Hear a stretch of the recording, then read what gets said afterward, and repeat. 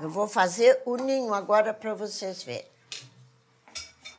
Precisa partir o ovo para verem ou não? Posso partir? Ó, eu espio aqui para ver se não está estragado, para não estragar tudo. Depois boto aqui, ó. Passa na peneira. Para tirar isso aqui, ó. Que eu... tem até um nome. A minha empregada é que sabe. Vou perguntar para ela o nome. Vamos ver se ela está em casa. Espera aí.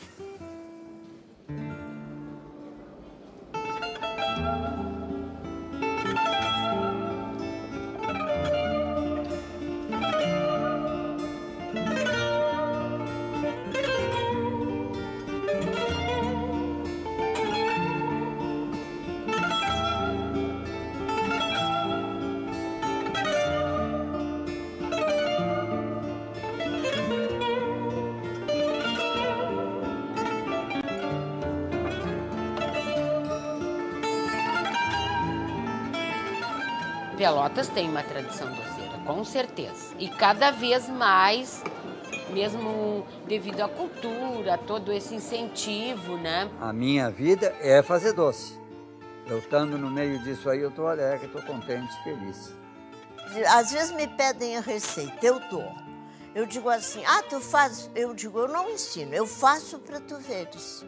Depois tu vai para casa e quebra a cabeça. Eu gostei muito de trabalhar com doce, tanto trabalhei 40 anos, né? É um orgulho muito grande a gente sair fora de Pelotas. Tu é de Pelotas? E os doces? E eu acho que tem que ser mostrado tudo que a gente faz. Porque senão não tem graça o senhor comer uma coisa que não sabe de onde veio. Muita gente foi minha aluna, bah. Essa é a razão do meu viver, é fazer doce.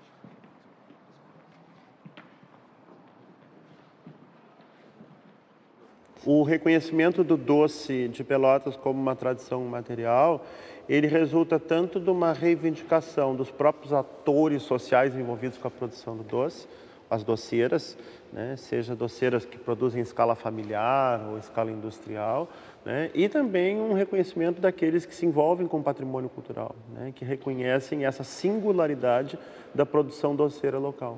Nosso primeiro passo foi, então, fazer um estudo técnico com historiadores, com antropólogos. Foi uma equipe da Universidade Federal de Pelotas, coordenado pela Flávia Rietti, que fez um longo estudo usando uma metodologia do IFAM, que se chama Inventário Nacional de Referências Culturais, para entender o que são essas práticas que a gente pode chamar de práticas de tradição doceira em Pelotas. Onde estão esses pontos de articulação entre o fenômeno, quer dizer, o doce, e a forma como as pessoas o compreendem e o concebem e se referenciam a ele, é o grande trabalho do inventário. São muito diversificadas, né, as expressões do patrimônio material.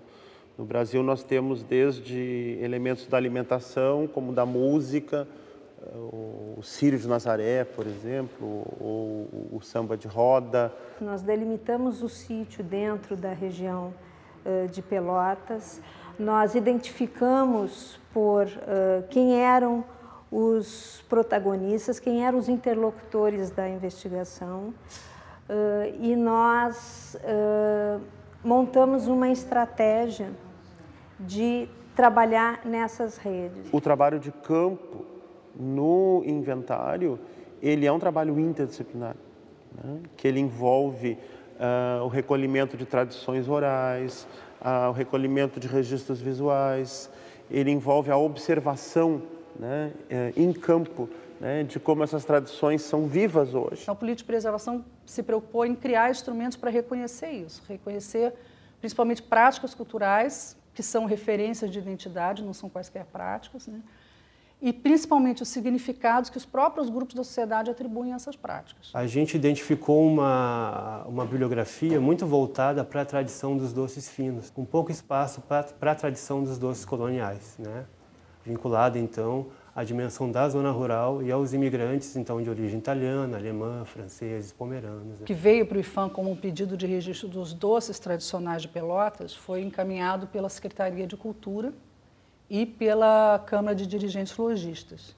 E ele veio com essa configuração de um pedido de reconhecimento dos chamados, do que eles entendem como sendo doces tradicionais de Pelotas. E o que o estudo mostrou é que as tradições doceiras, porque não é uma só, são várias, vão muito além, né, do que se pode depreender por um elenco restrito de poucos doces, que são os doces que a Secretaria e a própria Câmara de Dirigentes Lojistas entendem como sendo doces tradicionais. Na verdade, há uma região com várias tradições acontecendo, né, que surgem praticamente juntas, né? Existe uma consagração na cidade através de vários mecanismos de uma determinada tradição, que é a tradição dos doces finos, mas nós vimos que existe uma outra tradição que surge junto, que é a tradição dos doces coloniais, né? Que, do ponto de vista cultural, elas são igualmente importantes, não há uma hierarquia. Se o nosso trabalho foi de fazer o inventário da tradição do doce, é porque nós entendemos que, bem, ela pode, então, em algum momento, desaparecer.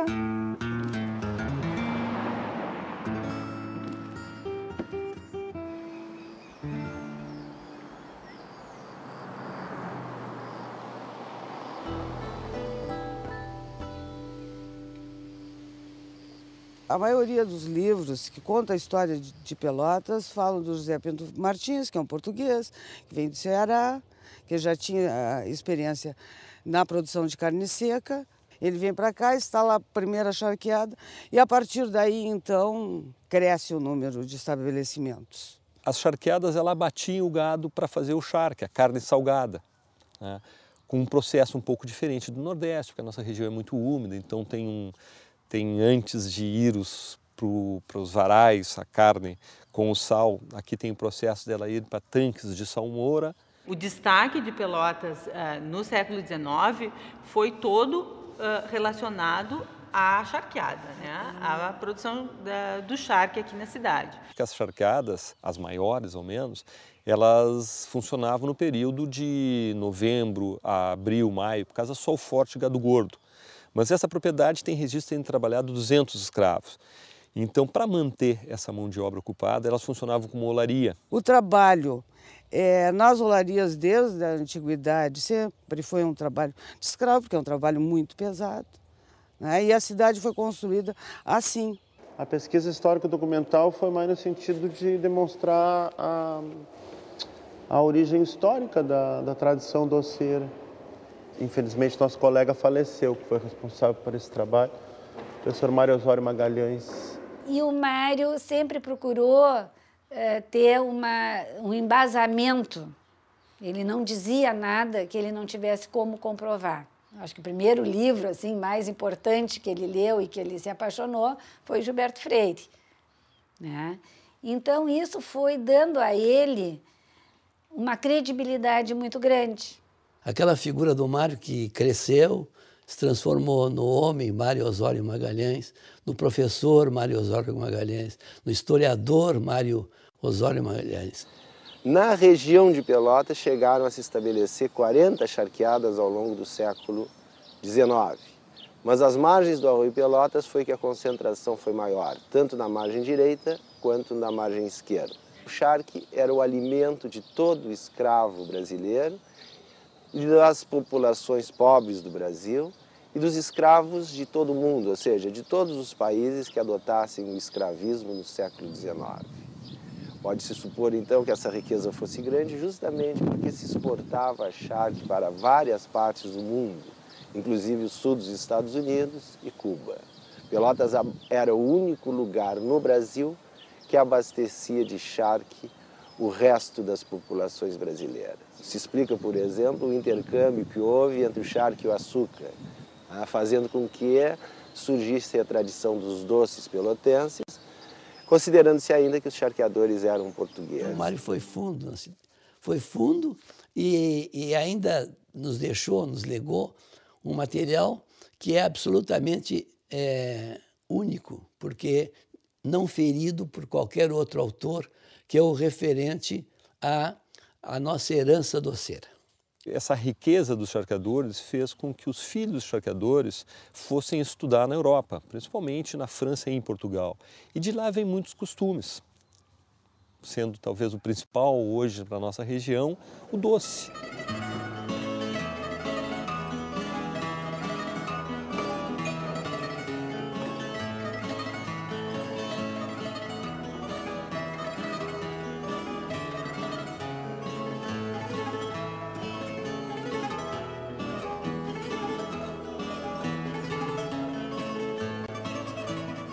A produção do charque é uma produção bastante dura, bastante difícil, com uma mão de obra escrava muito sacrificada, mas que ao mesmo tempo rendeu um poder econômico para essas famílias muito grande e que passa a ser ostentado em diversas situações, inclusive nos saraus, na alimentação, nos jantares, numa imitação permanente, uma busca de se ter a mesma coisa que se tinha na Europa.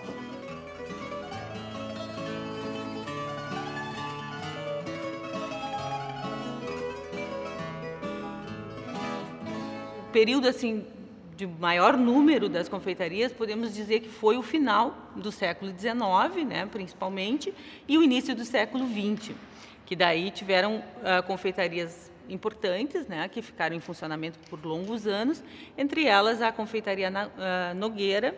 E a confeitaria Nogueira, o que se constata assim, é que havia uma preocupação assim, de inovar, né, de sempre ter novos doces. A norma da confeitaria Nogueira, talvez a mais antiga confeitaria de Pelotas, eles tinham como lema os doces que mais viajam no Brasil. E assim, Pelotas estava dentro do centro econômico cultural durante mais de 100 anos. E o professor Mário Osório já dizia nos textos dele que, bom, era uma elite que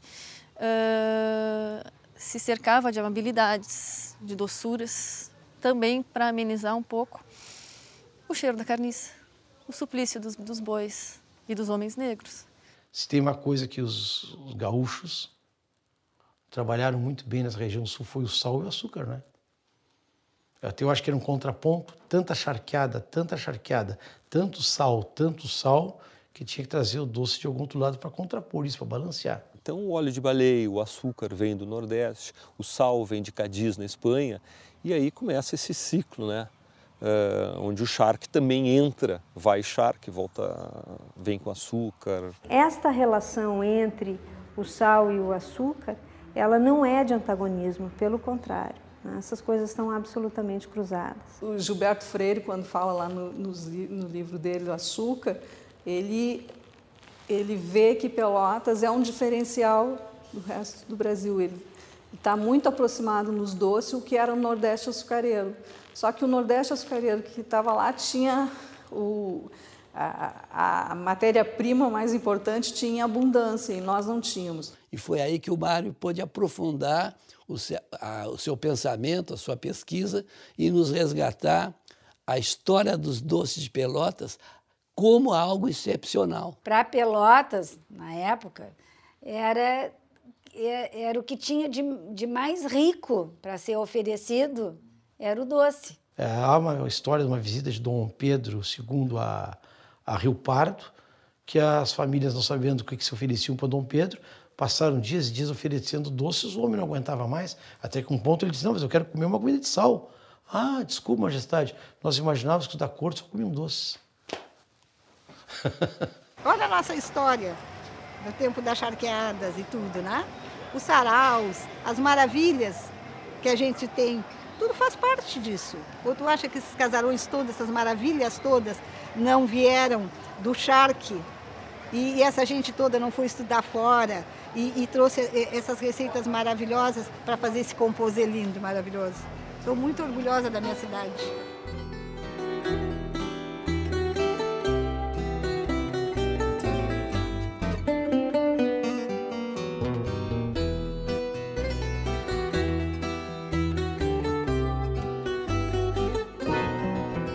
Como é que a gente ia falar de patrimônio em Pelotas, uma região que teve, em alguns momentos, até uma população negra maior do que branca? Como é que a gente não ia tocar nisso? A gente ia seguir com essa invisibilidade? Claro que a influência do escravo, apesar do escravo, tem significados muito importantes que hoje a gente identifica na cultura alimentar pelotense, particularmente na questão dos doces, já está resolvido. Indígenas negras não tiveram contribuições a dar à doçaria. Ela é eminentemente portuguesa e alemã. Poderíamos dizer que aqui há inúmeros equívocos, inúmeras inferências equivocadas. Será que a gente ia abordar o que as pessoas nos diziam com uma relativa recorrência, né? De que os negros só mexiam tacho? O que repete uma ideia de que, bom, só existiu negro enquanto houve escravidão. Só existiu africano e afrodescendente enquanto eles foram escravos. No que se refere à tradição afrodescendente, ela está forte na questão de serem as executoras nas grandes cozinhas. E há um processo de atribuição de novos significados à produção do doce, à tradição doceira, quando os doces são apropriados pelas pessoas que são praticantes de religião de matriz africana e atribuídos a eles no sentido de oferenda a orixá. Esses amarelos aqui se convencionou que são de Oxum. Por quê? Porque são amarelos, né? O doce de batata doce para Oiá, o de abóbora para Oxum, os quindins da Oxum, os fios de ovos da Oxum e a Iemanjá é cocada, doce de coco. E quem é que faz, dona Marli, esses doces? A mãe de santo faz também? A mãe de santo faz também. Aqui a mãe de santo faz também. Os doces de batuque são todos feitos no terreiro. E quando a gente oferece um doce para o orixá, o que a gente está querendo em troca? O que a gente está querendo dele? Tudo que nós oferecemos ou para agradecer ou para pedir alguma coisa. Obviamente, né? Tudo que tu fores oferecer com doce é para te adoçar.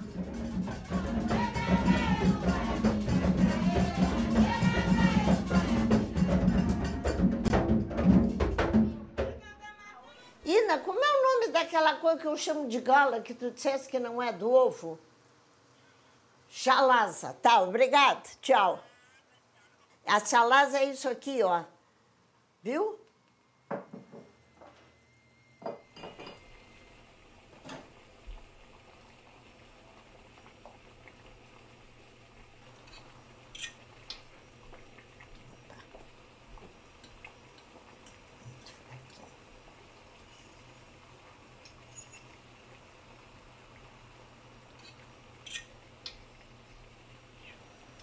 Não saiu direito, peraí.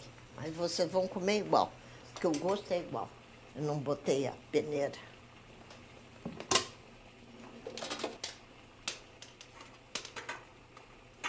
Há um período de 25 anos de perdas na indústria do charque até chegarmos ao arame na estância e especialmente chegarmos ao frigorífico.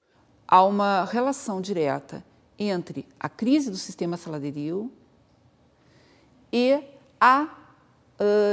o ingresso dessas filhas de charqueadores, dessas esposas de charqueadores, nesse sistema de comércio, não deixa de ser comercial, porém ele é sempre domiciliar. O advento do frigorífico representou o fim da charqueada. A minha mãe era filha de charqueador, era rico. Ela era daquelas que estudava canto, estudou piano, era moça dondoca. Aí a vida mudou e aí ela quis trabalhar para ajudar nos pais e tudo. E foi fazendo doce. Aquilo que ela fazia em casa e que ela aprende a fazer numa linha de transmissão que ela fica ainda um pouco turva. Onde está essa transmissão inicial? No relato memorial, sempre as doceiras aprenderam com uma portuguesa. E quando a gente perguntava, mas essa portuguesa, ela veio de onde? Mas quem era essa portuguesa? Ah, não, essa portuguesa a minha avó conheceu. Só que isso se repete. Então, a conclusão que nós chegamos é que é uma espécie de relato mítico aí. Na época das charqueadas, as sinhazinhas, as mocinhas faziam para servir quando iam casar, elas teriam que saber fazer no mínimo um bem casado para servir para o seu noivo. Há um relato da dona Gleci que fala da dona Cecia, a sua mãe, que entra dentro dessa dinâmica muito demarcada da questão da crise da charqueada e que ela diz, mamãe passava o dia inteiro fazendo os doces e aí ela botava os doces nas nossas bandejas de prata e ela mesma ia com meu pai entregar as bandejas. Aí ela dizia, agora eu vou para a banheira. Ela mergulhava na banheira, depois ela se vestia, botava as joias, aí ela virava a dona Ceci Costa e aí ela ia para a mesma festa para a qual ela havia vendido os doces. É que essa indústria caseira, doceira de Pelotas, se desenvolveu nos primeiros 50 anos do século passado, na medida em que iam saindo as receitas dos diferentes doces finos, doces de salão, para as mãos de pessoas que no início do século faziam por gosto, para festas familiares, para doar para amigos, foi saindo das mãos dessas pessoas e passando para os seus descendentes ou para outras doceiras que tinham que fazer doce por necessidade. Então, o que a gente poderia pensar a cidade a partir da discussão de gênero, das desigualdades sociais, das etnias, da religiosidade, da relação entre campo e cidade, porque essas duas tradições, a dos doces finos e a dos doces coloniais, estavam absolutamente cruzadas, né? Então, eu penso que a gente precisa verificar a existência de um costume ao longo de algumas gerações, né, para a gente poder falar que aquilo pertence a uma tradição. Isso já é muitos anos, essa tradição. Isso já vem da minha avó, da minha mãe, tanto dela, a mãe dela também trabalhou muito. E não tinha essas coisas que nós temos, essa tecnologia de hoje, essas máquinas, elas batiam a mão mesmo. E a gente conserva essas coisas, né? Eu acho que temos que levar essa tradição, quem sabe agora os filhos da gente ainda vão levar adiante isso. E sempre tem, a gente acha que vai terminar, mas não termina.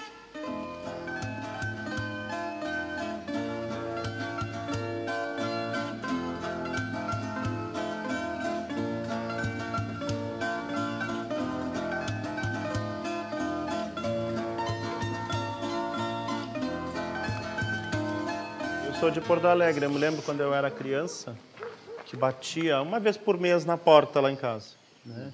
Doce de Pelotas. Então era aquele, eu, meus irmãos, aquela coisa, era esses doces na bandejinha, assim, né? Que vinham diferentes doces ali, né? Doce de banana, bananada, goiabada, marmelada. Nós trabalhamos só com doce de fruta mesmo, não trabalhamos com chocolate por enquanto. A gente experimentou aí, mas não rolou muito, desistiu. Se isso aqui fosse localizado em Pelotas, aí era outra conversa. Era mais fácil para tudo, até para o próprio vendedor. Chegava o sacoleiro lá e pegava e levava. Aqui não, ele tem que vir aqui ou eu tenho que levar lá.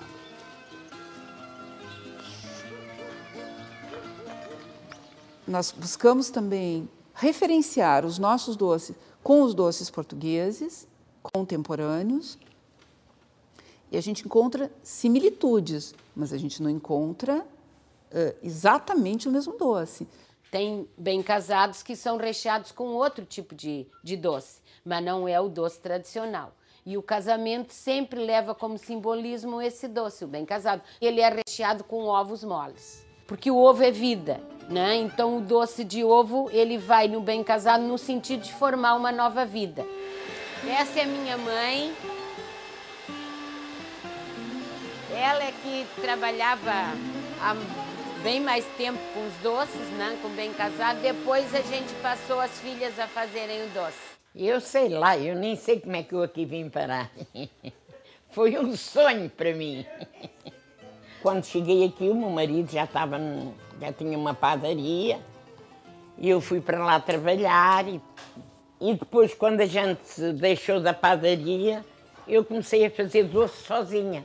Mas ao meu jeito, não era o mesmo jeito da padaria. Depois é que eu convidei as filhas para trabalharem, porque eu já não conseguia fazer tudo isso. E elas depois começaram a fazer outros doces.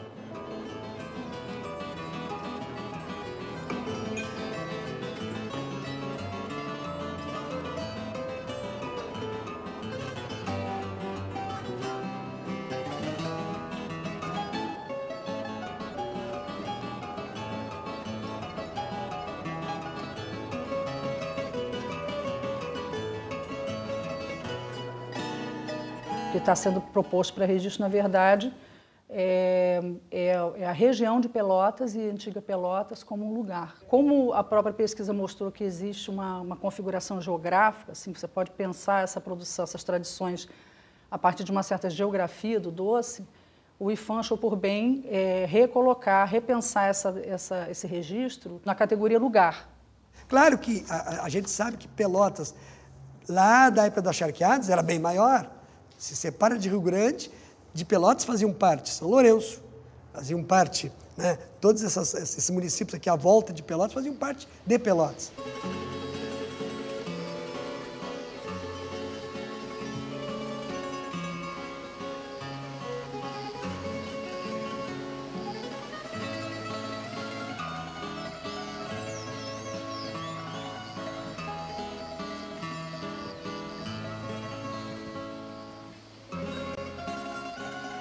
Desde o início da freguesia de 1812, já nessa época, já existiam estrangeiros aqui e os franceses eram o grupo mais numeroso.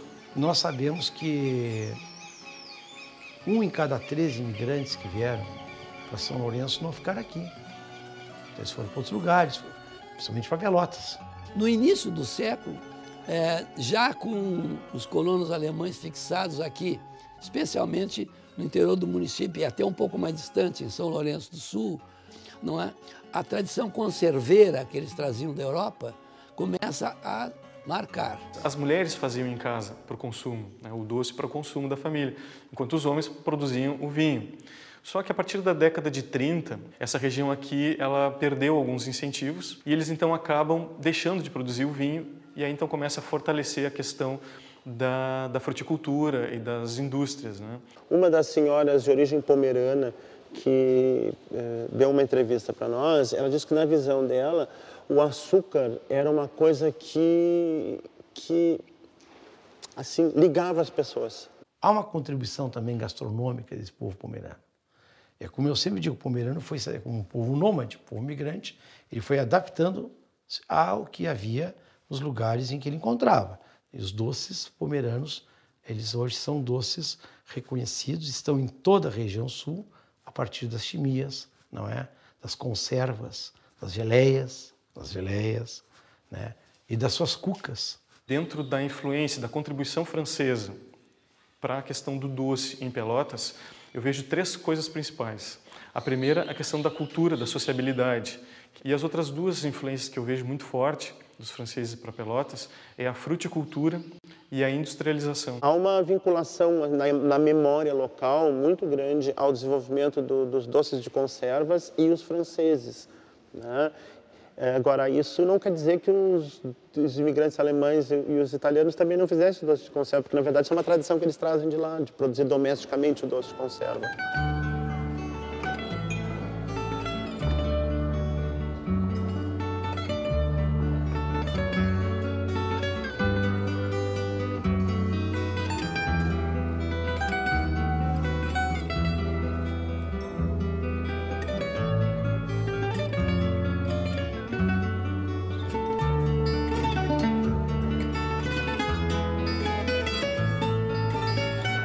Essa pesquisa começa em 2006, nós estamos em 2013, nos permite pensar a atualização toda. As pessoas estavam nos falando de uma tradição, de um modo de fazer que era tradicional.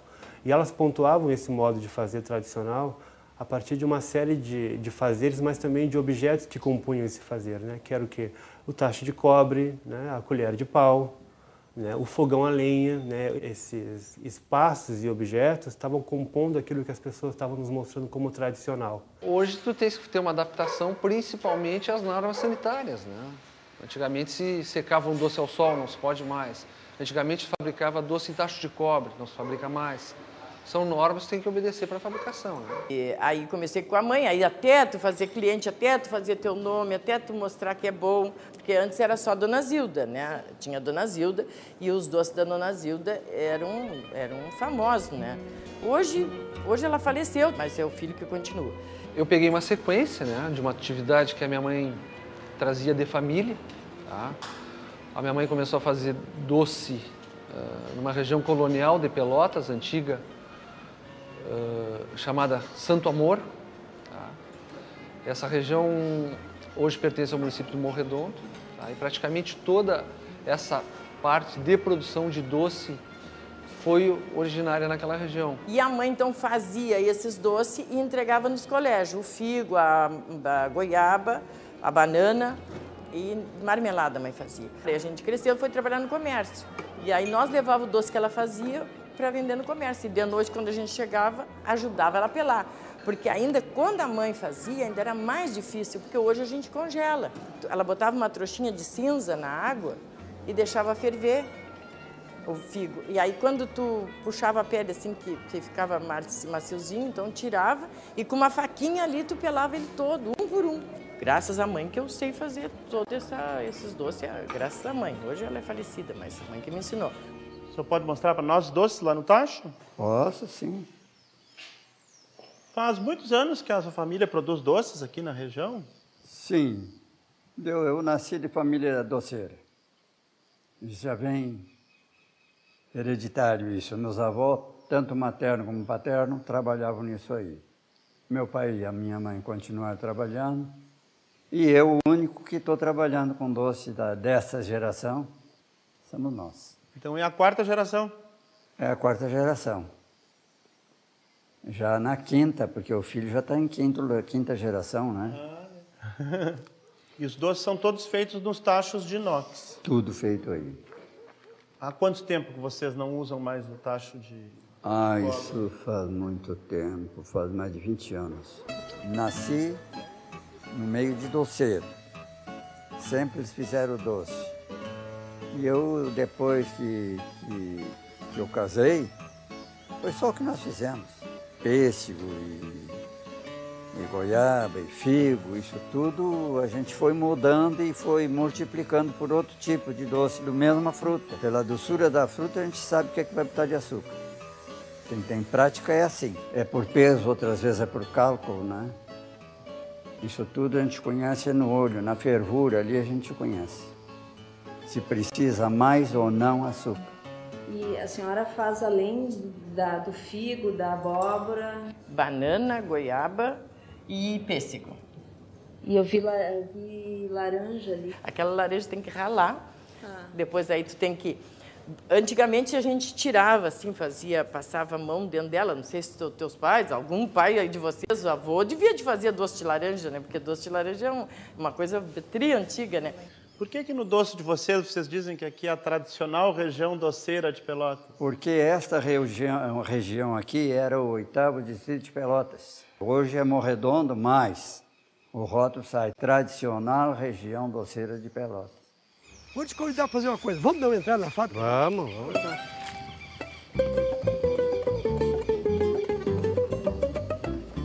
Teu pai, quando começa a fábrica aqui, tu era pequeno naquela época Sim, era pequeno. E trabalhavam junto? Trabalhava tudo junto, né? Nós tudo, a família que trabalha em conjunto, tudo. Né? E vocês trabalhavam só com pêssego ou tinha outras frutas? Não, pêssego, figo, abacaxi, né? Embora a industrialização e a fruticultura tenha surgido na colônia Santo Antônio, conhecida como colônia francesa, breve se espalhou assim para as outras colônias e Pelotas então passou a ser conhecida como a capital do doce, a ser referência também na questão da fruticultura e da doceria. E como é que o seu Albino aprendeu a trabalhar com compota, assim?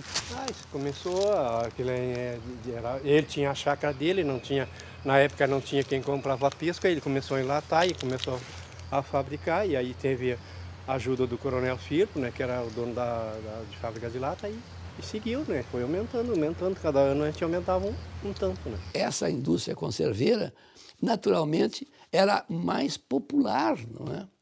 Não só era popular, como ela se popularizou e se reproduziu. Depois nós tínhamos, meu marido botou uma fábrica de conservas de alimentos, Melo, com 2 L's. E chegou a ter, num período safrista dos anos 50, 15 mil pessoas. Tu lembra assim, qual é a quantidade de produção de compota que vocês faziam? Olha, só de pesco a gente fazia uma base de 120 mil latas só de pesco, né? Fora as outras variedades, né? Eles começaram aí no governo a buscar compotas de fora, que era mais barata, que era isso, que era aquilo, foi acabou quase tudo. E o que tu acha que acabou levando essas fábricas todas a uma quebradeira na década de 70?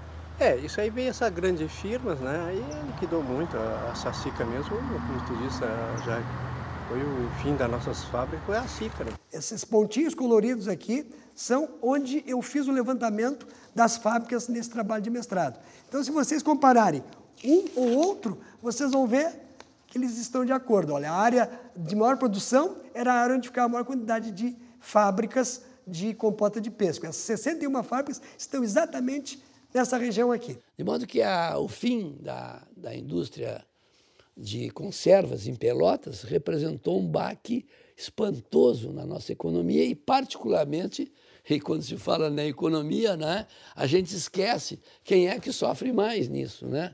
Quando a saúde veio para cá e começou a cobrar pé direito mais alto, começou a cobrar azulejo nas paredes, né, começou a cobrar essas coisas, pressionadas pelas maiores, eles não tiveram condições.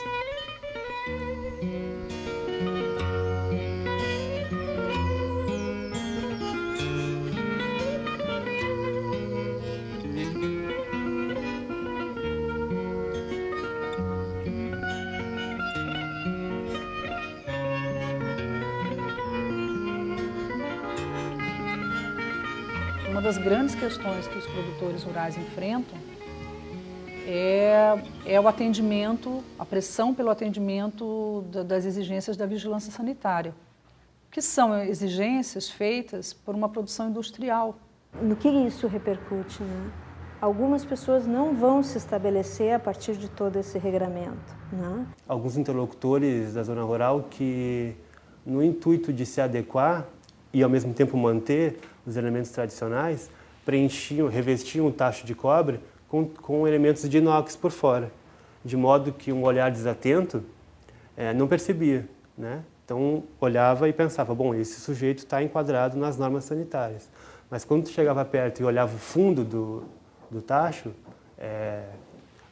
de inox, entre aspas, mas na verdade ele era de um tacho de cobre, né? Já que os saberes passam, os objetos característicos daquele modelo não são mais permitidos. E essa é uma questão que está posta hoje e que põe em risco a produção autêntica desses alimentos. As pessoas acabam optando por preservar suas tradições de certa forma, né? e, ao mesmo tempo, entram num processo de invisibilidade no próprio discurso da cidade, daquilo que se entende como doce de Pelotas, que sempre se vincula, então, a um doce fino, feito de ovos, num contexto charqueador, né? E entram nesse processo de invisibilidade que associa doce legítimo com doce enquadrado nas normas sanitárias. Com o processo das filmagens, eu começo a perceber que isso também está nos doces finos, justamente por toda essa exigência de cozinhas experimentais que eles também não acompanham, né? Então, acho que esse impacto dessas políticas de Estado, eles são fortes tanto num doce como no outro. Na sua família, a senhora também ensinou muita gente, está com a neta fazendo? A neta está fazendo, essa adora, ela e o marido. Agora, a minha outra neta do meio, inclusive, ela me propôs nós botarmos uma casa de doce. Tanto é que ela agora me pediu para fazer fios de ovos, que ela quer aprender. Mas ela não gosta de fazer doce. É que nem a minha filha que está me espiando lá. Estou errada? O que eu estou fazendo de errado? Vai lá. Ela detesta cozinha, mas cozinha melhor do que eu. Doce ela detesta fazer, a minha doceira é essa aqui. Nessa rede, nessas relações com essas doceiras, aparece pela primeira vez o nome da professora Rosinha. E daí eu começo a percorrer outras doceiras que foram alunas da dona Rosinha. O Paulo, que eu adoro o Paulo. Paulo foi meu aluno também. Ele trabalha que é uma maravilha. Tanto é que todos os livros que eu tinha de receitas maiores, assim, coleções, eu dei tudo para ele. Da Rosinha tem os livros dela, as receitas dela, até com a mão dela. Essas receitas, tudo era dela, assim. Aí ela me deixou os livros. Aqui tem um curso de doces tradicionais que a gente dava, curso de confeiteiro, o livro de tortas. Quem é que tem esse livro aí? É eu e ela. Ela não deixava, então para mim ela liberava os livros dela. A dona Rosinha é uma pessoa especial em Pelotas. É uma rica de uma pessoa. Passaram muitas e muitas e muitas pessoas que ela ensinou a fazer doce. Com quem tu aprendeu, Cris? Eu fiz curso com a dona Rosinha, eu fiz curso na Cooperativa das Doceiras, isso há mais de 30 anos. O que eu acho que precisa é passar também essa tradição doceira da cidade, as receitas, as originais. Mas eu iniciei, na verdade, o gosto assim, pelos doces foi em casa. Né? A minha mãe, minha avó tinha restaurante, e ela vinha nos visitar e começava a fazer tortas, e eu pequena já prestando atenção, e depois a minha mãe fazia muito doce em casa. E doces variados, eram doces de calda, doces de fruta também. E aí fui pegando gosto. E depois quando eu resolvi mesmo, eu resolvi fazer curso com as doceiras que realmente tinham as receitas tradicionais, porque o meu interesse sempre foi os doces com gema. Ninguém imagina que dessa massa vai sair um doce tão delicado, né? Porque não é somente abrir essa massa, tem todo um carinho especial aqui. Quantas pessoas tu já formou na cidade, Cris? Então, 10 anos já que eu faço esses cursos, 10 anos já foi. Eu comecei em 2003, então já faz bastante tempo, olha, muitas pessoas, muitas mesmo. Pedro, esqueceu de me dizer que a calda é para deixar lá, né? Não é para ficar mexendo. Já fez a calda? Eu me esqueci de deixar lá sem mexer. Mas tá no ponto? Não. Agora que eu me lembrei que eu tinha que ter deixado sem mexer. Eu não posso sair um pouco para ver a calda? Pode. Então tá. Não, mas eu não estou mexendo, só estou vendo. Mas eu fiquei mexendo até agora. Bom, mas não é de ser nada, então. A calda para ti que eu tenho que falar, não, amor. A calda tem que ser quase em ponto de fio. Não é bem ponto de fio. Ó, olha aqui. Já viram o ponto da calda todos? Viram? Sabe fazer agora? Primeiramente, eu comecei com 12 anos para 13 anos. Eu comecei vendendo laranja e bergamota aqui em Pelotas. Aí eu trabalhei com aquele senhor que eu lhe mostrei ali no meu escritório, que é Walter Lepre, é o nome dele, com quem me levou para o cassino para vender doce. E aí, então, surgiu a ideia de eu crescer e ter a minha própria família. Eu trabalhei até os 17, 18 anos, carregando doce. E depois eu abri para minha empresa quando eu casei, com 21 anos. Montei a minha própria empresa com meus próprios filhos. E a gente foi fazendo os doces. Foi criando, foi criando. Eu montei a carrocinha ali, que é um meio de eu sobreviver ainda. E o Pingo aqui vai para o cassino trabalhar sábado e domingo. E a minha filha trabalha na carrocinha. E o meu filho trabalha na outra carrocinha. As doceiras antigas, elas também faziam os doces cristalizados. Eventualmente, elas podiam fazer para vender, porque, na verdade, fazia parte dessa mesma habilidade, que era a questão de combinar o açúcar com outros elementos. Assim como a indústria de conserva perdeu espaço ao longo do tempo, porque vários fatores contribuíram para essa indústria perder o espaço, principalmente que era uma sobremesa. Tá? Isso há 100 anos atrás, ela se mantém hoje com o mesmo padrão de rótulo, mesmo padrão de embalagem, coisa que não evoluiu. Os doces cristalizados também ocorreu isso. Tu não tens como dar uma novidade para um produto que vem de uma fruta, vem de uma combinação fruta e açúcar. Né?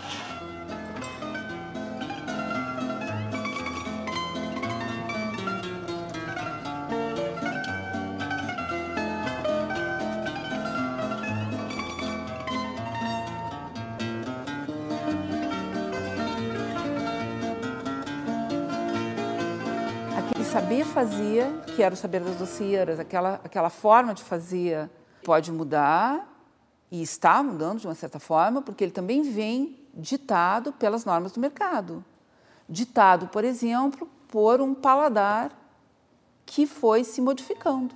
E aí tu chega e tu inventa lá que tu quer um morango passado no chocolate, mas que fique o talo verde. Eu vou fazer.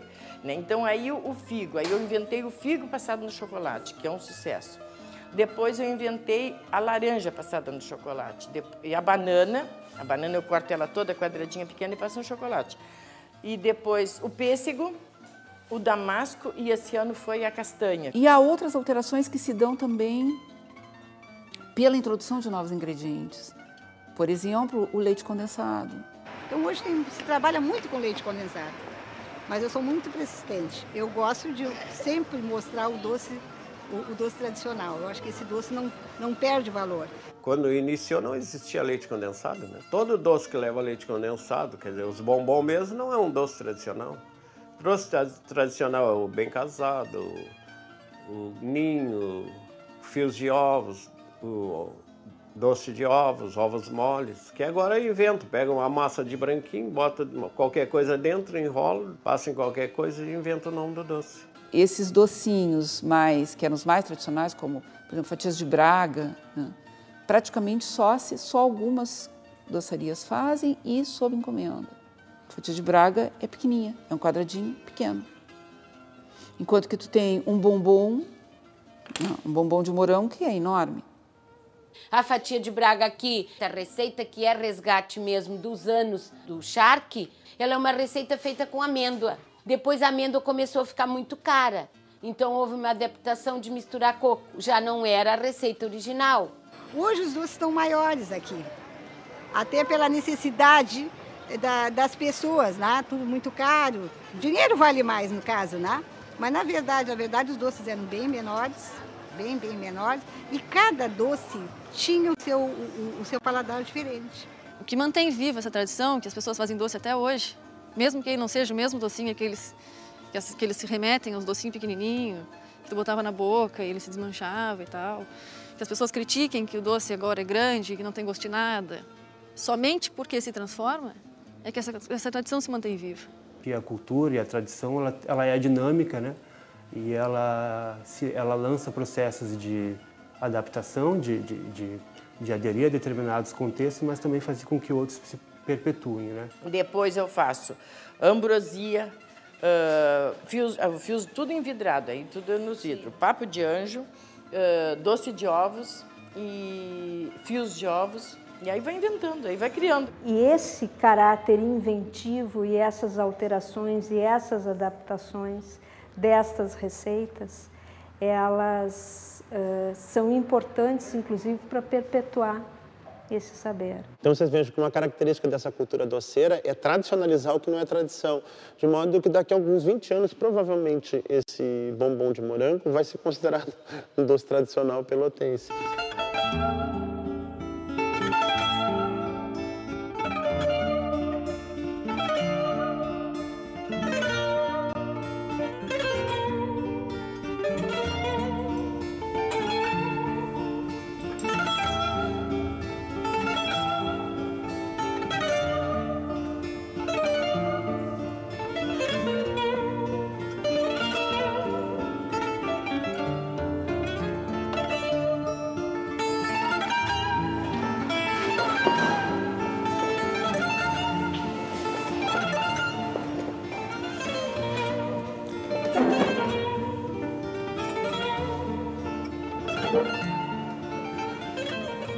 Então, Dona Ilza e Dona Lili, você se lembra quando nós estivemos lá e fizemos a entrevista para o inventário? Naquele momento nós tínhamos uma indicação de que a Dona Berola foi uma das grandes doceiras de Pelotas. Eu nunca tive assim tanta afinidade pelos doces, como não tenho até hoje. Mas evidentemente que eu me lembro muito bem de como a minha mãe começou. Ela sofreu positivamente a influência da irmã do meu pai, que fazia na oportunidade, lá pelos anos 40, ela fazia doces assim esporadicamente, tortas especialmente. E aí, Dona Ilza, eu queria recuperar a sua história, porque a sua história como doceira vem muito associada à história da Dona Berola. A senhora veio do interior aqui. Do São Lourenço, com 8 anos de idade. E aí a gente começava, eu ia para o colégio, aquela função, mas a gente já participava de alguma coisa. Então, botava um doce no papel, ajudava a ornamentar, ou arrumar as bandejas. O que não estava perfeito, a Berola ia lá e arrumava e fazia as observações dela. A Ilza estudou, trabalhou no comércio, trabalhou na doçaria depois e se tornou o braço direito da minha mãe. Quando eu encomendo doce, eu encomendo para Sabrina, a nora. E eu sempre digo para ela, Sabrina, padrão Berola, hein? Não quero bem casado grande. Então, realmente, a Dona Berola fez escola. Fez escola. Fez escola.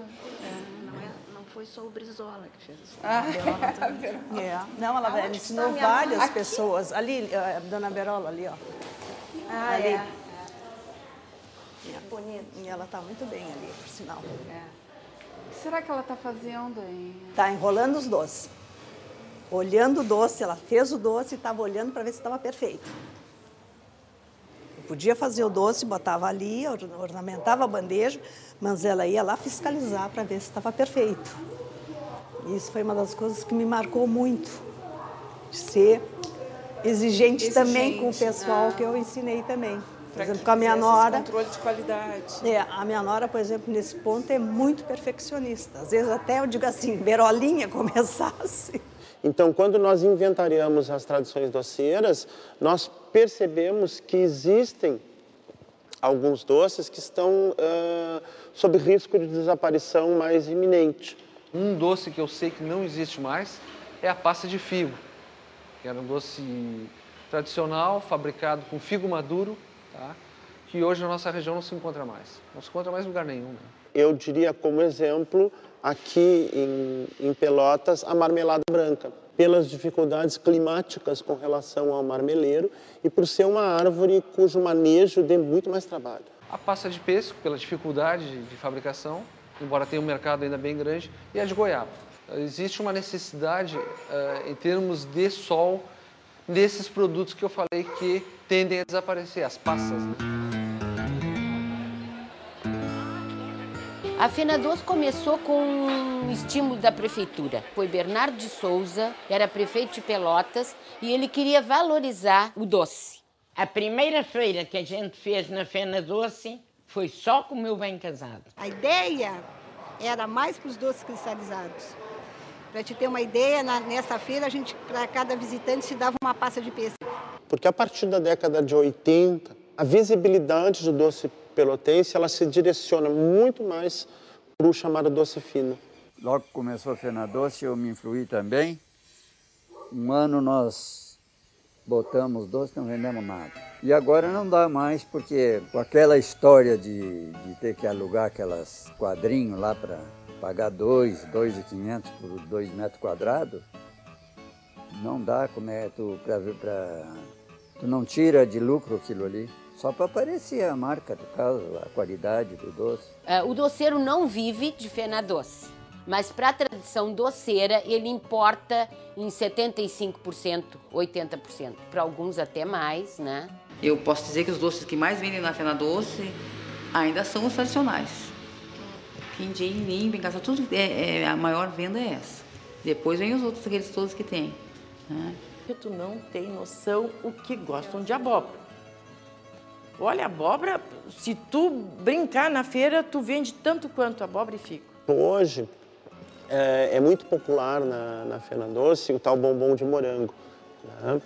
E se olhar do ponto de vista da tradição, hoje ele não é um doce, entre aspas, assim, doce de Pelotas, né? Mas ele é um doce feito em Pelotas. Chegaste a dar curso na FenaDoce? Já houve uma vez que eu fiz, houve um evento, acho que em 2004, a FenaDoce trouxe vários chefes, formou workshops, então o Senac estava promovendo também juntamente com a feira e aí eu dei alguns cursos ali. Baseado sempre na doçaria, né? Tudo fala em confeitaria. Cristalizado, acho que é feito de sal, porque na FenaDoce até o cartaz da saúde é um prato de doce de confeitaria. Eu fico muito brava com isso. Esse ano que eu não sei se é porque eu falei e também falei que eu não entrava para a associação por causa disso, porque só falo no confeitaria. Tu vai para essa reunião, é confeitaria, é o coco, é o ovo, é não sei o que. Aqui, ó, não faço nada disso, eu estou perdendo tempo aqui, eu tenho mais coisas que fazer. Não, mas nós vamos falar do cristalizado, só que não falam nunca do cristalizado. Há 17 anos atrás foi quando eu comecei a trabalhar na FenaDoce. Então ela já abre as portas, vamos dizer assim. Este ano as pessoas foram com a finalidade de ir na FenaDoce e provar e conhecer o doce com a certificação. Então este ano a gente teve a exigência do cliente consumidor querendo o doce certificado. Agora esse selo, ele dá a possibilidade de a pessoa saber se o doce é fabricado em Pelotas e quando foi fabricado, em que empresa fabricou. Eu acho uma discriminação no doce. Acho que a FenaDoce deveria ter muitas doceiras, cada um com seu preço, cada um com seu modo de trabalhar. Mostrar realmente o que tantas doceiras fazem maravilhosas. Doces maravilhosos, né? Ficar muito restrito, até pelo custo para chegar até a feira, né?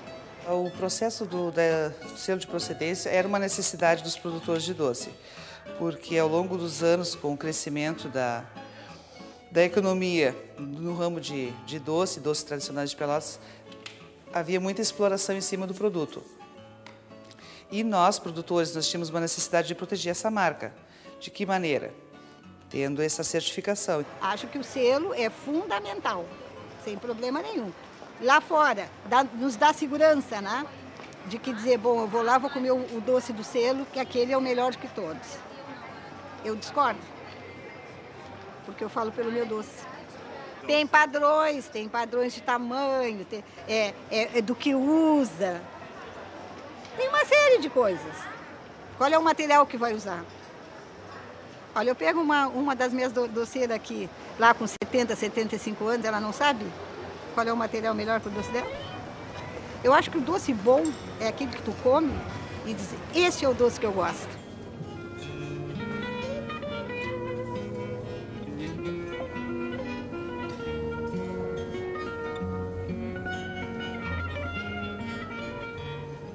Quando surgiu a cooperativa das doceiras, que foi iniciativa da prefeitura e junto ao seu Nogueira, foi uma dificuldade muito grande para a gente acertar tudo isso, porque a casa também ficava doceiras que já eram doceiras profissionais. E depois que o seu Nogueira faleceu, a gente teve que se mudar para um local que não tinha movimento quase. Então nós fizemos uma rua do doce. Aquelas moças, senhoras que tem ali no calçadão da Andrade Neves, né? Com aquelas barraquinhas, elas não poderiam sair. Elas tinham que ter um local para elas. A ideia nossa era trazer mais doceiras para a cooperativa. Mas foi o contrário. Cada uma, quando pegou a sua individualidade, resolveu trabalhar por si. E nós ainda perdemos mais, não ganhamos. Que são essas doceiras, algumas delas que estão aqui atrás de nós, hoje. Nós, para trabalhar na terra do doce e ver aquelas bancas ali no calçadão, não é o fim do mundo, né? Onde se viu na terra do doce, tu vender doce numa barraca de lona. E elas seguiram o caminho delas, se organizaram, eram maiores quantidade de pessoas e acabaram nos expulsando porque achavam que nós tínhamos a nossa casa de doce, que não tinha direito de ficar na Rua do Doce.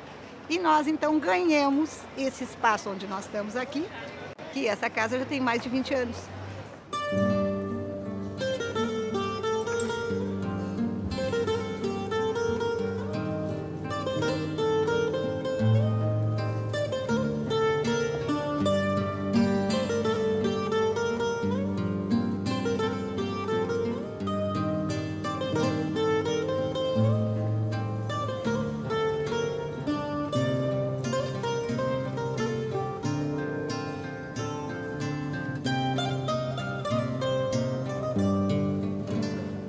Bom, a gente está na Casa 8, na Praça Coronel Pedro Osório, de Pelotas, praça principal da cidade. Essa casa é uma das casas mais importantes do centro histórico de Pelotas. E essa casa foi destinada a ser o Museu do Doce da cidade de Pelotas. O Museu do Doce ele é um projeto já antigo, que agora a gente está trabalhando mais intensamente nele. Então, ele vai trabalhar com a questão de exposições de longa duração, de curta duração, onde vai ter diversas atividades, todas elas relacionadas ao fazer do doce. Nós ainda estamos pensando em ter uma cozinha experimental, onde vai ter a feitura do doce pelas doceiras tradicionais da cidade, onde vai se ensinar esse ofício para as novas gerações. Professora, a senhora ensinava e adaptou muitas receitas, né? Tive que adaptar, porque nas vilas eu pedia as coisas, as pessoas ficavam me olhando, porque não sabiam o que era. Nós não conhecíamos, que eram os nossos doces tradicionais, castanhas, avelãs, amêndoas. Então, tive que adaptar as minhas receitas à possibilidade delas. Eu dei de mim o que eu pude. Né? Então agora o que me pedem eu ensino com todo prazer.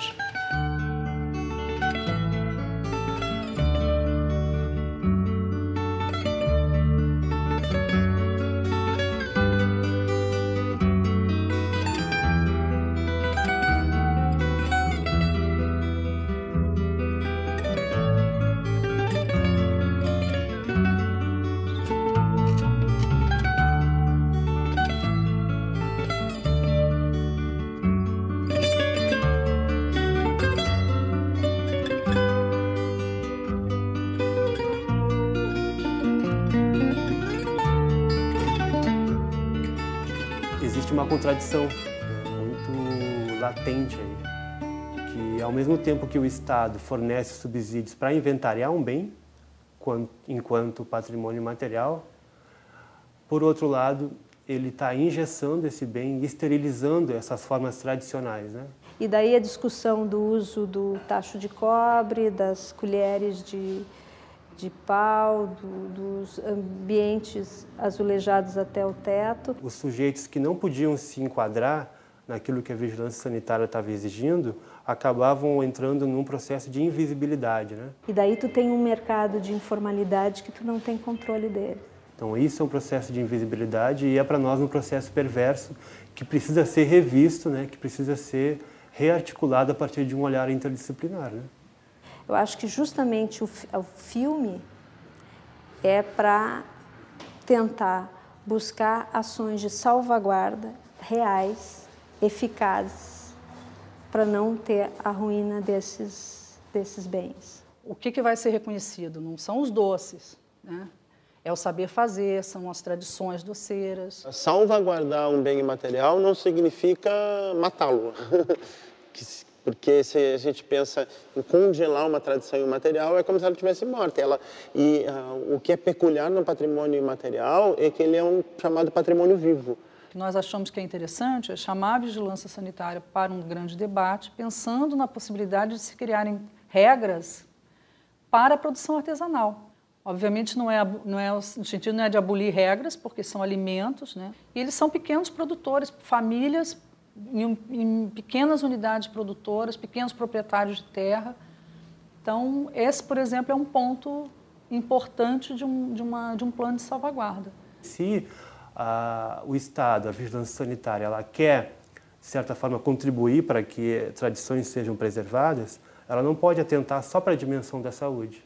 O interessante, o que é? O foco da política é dar continuidade, é uma política do Estado para dar continuidade, ajudar, apoiar certas práticas que são identitárias a terem continuidade.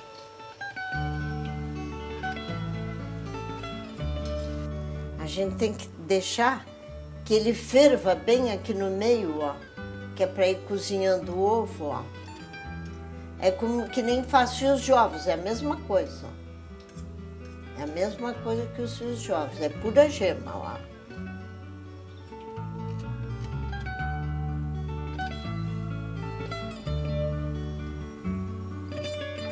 Agora eu vou mostrar para vocês que eu vou enrolar os ninhos aqui. Eles ficam mais direitinho, não é me vangloriando, não. Ó, esse aqui já vai sair melhor, ó. Que era muito pouquinho a calda e eu tô nervosa. Agora eu vou queimar no forno, que o meu forno não é aqui, é ali dobrando.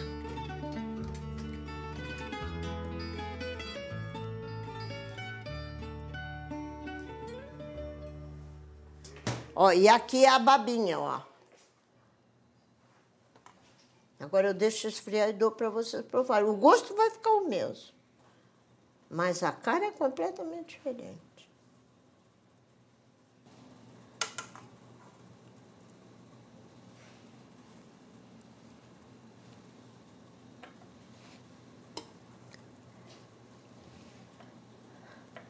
Agora cada um crava o seu garfo e come. Chega agora de entrevista, eu já tô com cheia. Eu tenho vergonha.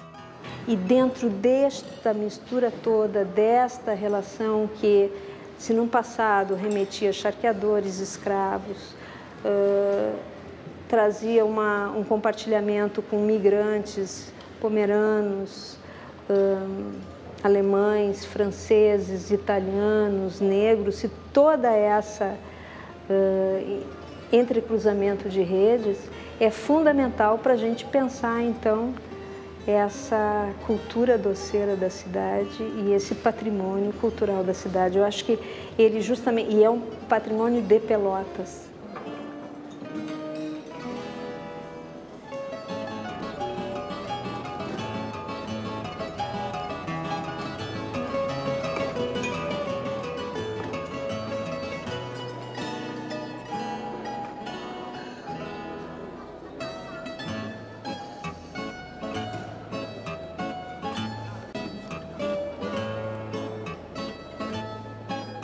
E gostaria, de modo muito especial, cumprimentar e agradecer ao staff, aos jornalistas, cinegrafistas, enfim, que nos deram todo o respaldo e apoio